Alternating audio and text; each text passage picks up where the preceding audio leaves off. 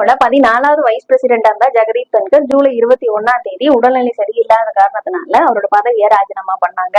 இந்தியாவோட 2வது உயரிய பதவியான வைஸ் பிரசிடென்ட் பதவி காலியா இருக்கக்கூடாது அப்படிங்கிறதுக்காக எலெக்ஷன் கமிஷன் செப்டம்பர் 9 எலெக்ஷன் நடத்துறோம் அப்படின்னு சொல்லி அனௌன்ஸ் பண்ணியிருந்தாங்க.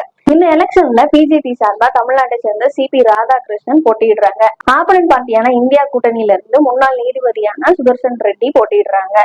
இந்த எலெக்ஷன்ல பார்லிமெண்ட்ல இருக்க லோக்சபா ராஜ்யசபாவோட எம்பிஸ் ஓட்டு போடுவாங்க.